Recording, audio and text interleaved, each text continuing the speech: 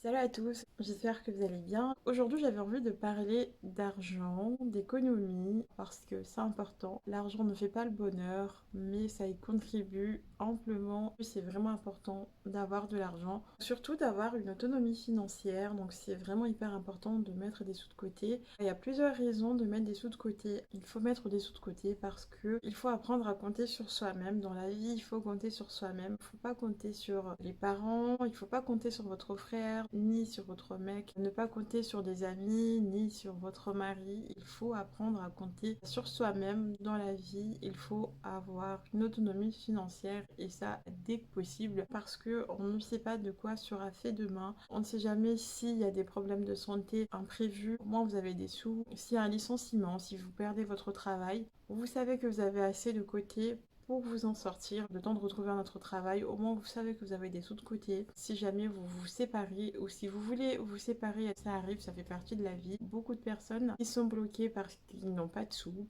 qui ne pensent pas à faire des économies. Ou si vous avez envie de déménager, au moins vous avez de l'argent de côté. Et aussi, c'est très très dangereux de compter que sur une personne, que sur votre mari ou que sur votre femme. Si cette personne tombe malade ou ne peut plus travailler, ou se fait licencier, puis vous allez vous retrouver un petit peu dans la parce que cette personne ne peut plus subvenir aux besoins de tout le monde. Même pour la personne, vous imaginez compter que sur une personne, donc vous lui mettez trop de charges sur les épaules de compter que sur une personne pour subvenir aux besoins de tout le monde. Et puis, mettre des sous de côté, ça vous permet d'être libre financièrement, de faire ce que vous voulez, de vous acheter ce que vous voulez, de partir où vous voulez, de voyager, d'offrir des cadeaux, de vous offrir des cadeaux aussi, de payer les loisirs, de subvenir aux besoins de la famille. Moi, je fais attention quand même à mon budget. Depuis maintenant plusieurs années, c'est devenu une habitude. Dès que je reçois ma paye sur mon compte, je mets des sous de côté. C'est devenu un réflexe, c'est devenu une habitude. Alors qu'avant, je n'y ai jamais pensé. Je mets des sous de côté parce qu'on me l'a conseillé une fois. Et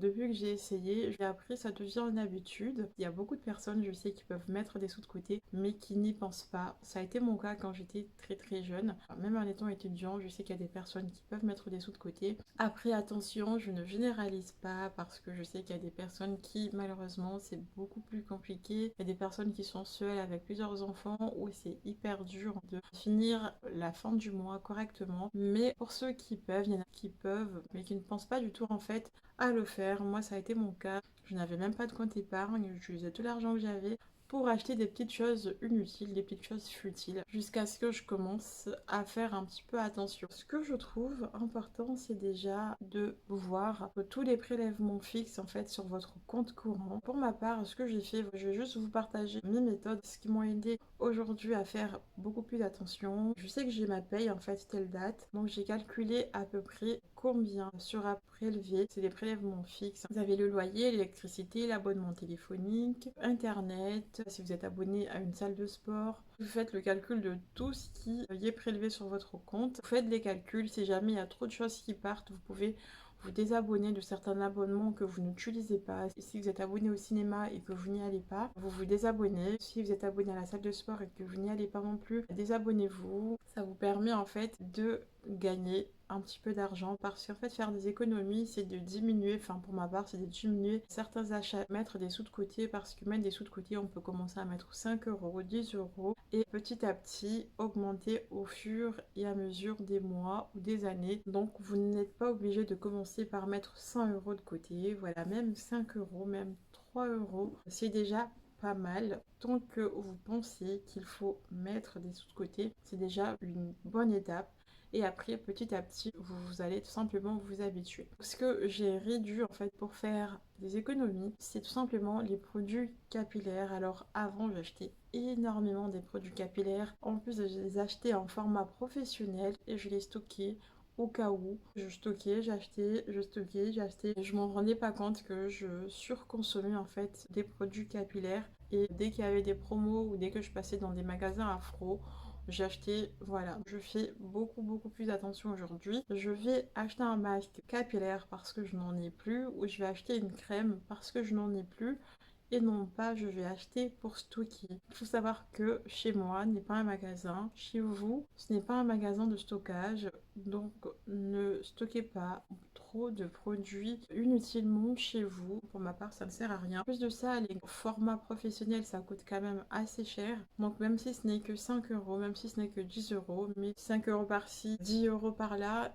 à la fin du mois, ça fait quand même beaucoup. J'ai réduit aussi tout ce qui est gel douche, des produits cosmétiques tout simplement parce que j'en achetais beaucoup. Et je stockais quand il y avait des promos, de acheter un offert. Du coup, j'ai acheté, je stockais. Au final, je n'ai qu'un corps et un savon ou un gel douche peut très bien me suffire et ça fait faire des économies. Et pareil, les déos, j'en avais énormément. Je collectionnais énormément de déos. Aujourd'hui, j'en ai beaucoup moins. Donc avant, j'en avais au moins 10. Donc c'est quelque chose que j'ai beaucoup diminué et au final, ça fait faire des économies. Autre chose que j'ai beaucoup réduit, ce sont les achats de fringues. J'achète que quand il y a des soldes maintenant. C'est-à-dire que j'achète pendant les soldes d'hiver et les soldes d'été. Et encore, donc maintenant, j'essaye de réfléchir plusieurs fois où je repasse en magasin pour voir le vêtement en question et je réfléchis, est-ce que ça me plaît, est-ce que j'en ai besoin. Faites aussi attention de ne pas vous faire avoir. Les sites par exemple d'AliExpress, les produits ne sont pas chers, mais j'allais acheter beaucoup de choses inutiles. Ça m'est arrivé d'acheter des articles que j'ai juste ouverts et que j'ai mis de côté, que j'ai jamais utilisé et que j'ai jeté. Donc même si ce sont des produits qui coûtent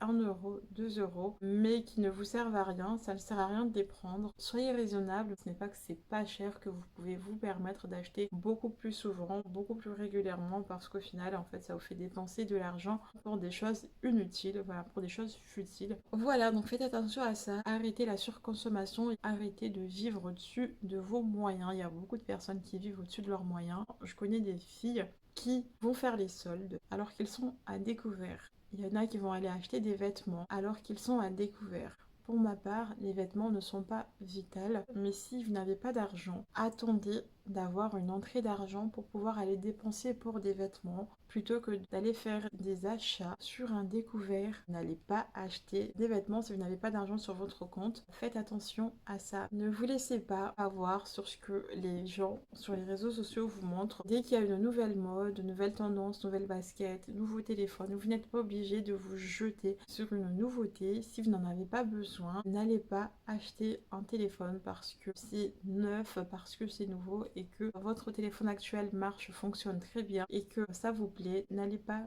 en mettre 1000 euros sur un téléphone si vous avez déjà un téléphone qui fonctionne très bien. Donc voilà, je fais attention à certaines choses et ça permet de mettre des sous de côté. Autre chose qui fait faire des économies, c'est de rester chez parents le plus tard possible. Je ne dis pas qu'il faut rester chez les parents jusqu'à 40 ans, mais si vous avez la chance d'habiter à côté de votre parent et qu'en même temps vous travaillez, alors restez chez vos parents. Ça vous fait faire une économie de fou. Vous ne vous rendez pas compte que rester chez les parents, souvent, on n'a rien à dépenser. Bien sûr, si vous travaillez, il faut quand même contribuer, il faut quand même faire plaisir aux parents, de faire les courses, de leur faire plaisir. Mais vous pouvez mettre 500 euros de côté si vous gagnez par exemple 1000 euros, 1200 euros ou 1500 euros, vous pouvez quand même mettre beaucoup d'argent de côté, 500 euros de côté ou 1000 euros de côté. Vous imaginez si vous mettez 1000 euros de côté pendant toute une année, pendant toute l'année, vous pouvez avoir 10 000 euros sur votre compte. C'est possible, surtout si vous commencez dès très jeune à faire attention à votre budget, à faire attention à vos dépenses. Vous pouvez épargner 10 000 euros, 20 000 euros, 50 000 euros en étant chez les parents. Ça, on ne se rend pas compte. On est toujours là à rêver, oui, si je pouvais gagner 10 000 euros, mais en fait, c'est possible. Et ça, sur quelques années, sur plusieurs années, vous pouvez être chez vos parents et profiter pour acheter votre première voiture, mettre des sous de côté pour acheter votre bien immobilier, investir. Dès très jeune, commencez à mettre des sous de côté. Faites attention à vos dépenses. Alors, donc pour ma part, avant, donc il y a plusieurs années, je n'avais pas du tout de compte épargne, j'avais qu'un compte courant. Ce que je conseille, c'est d'ouvrir des comptes épargne et en fait, vous mettez des sous de côté. Quand il y a mon entrée d'argent, je me mets des sous de côté directement chaque mois et je mets aussi des sous de côté sur un autre compte bloqué. J'ai aussi un compte bloqué, je sais que ce compte-là, il est bloqué. Tout l'argent que je mets dedans, je ne peux pas y toucher. C'est pour ça que je ne mets pas énormément. Si jamais je vois que ça va être un petit peu juste pour finir le mois, ce n'est pas grave, je peux reprendre un petit peu sur mon compte épargne et je remets sur mon compte courant parce que si je laisse l'argent dormir sur mon compte courant, l'inconvénient c'est que dans ma tête, j'ai tout cet argent, du coup des fois je dépense.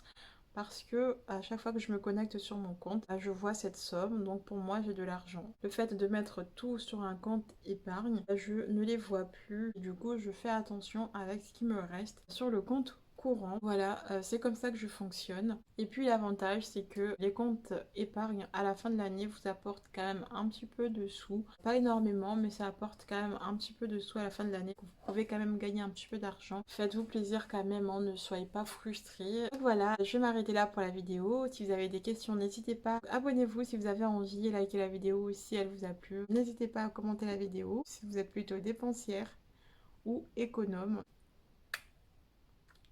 Ciao!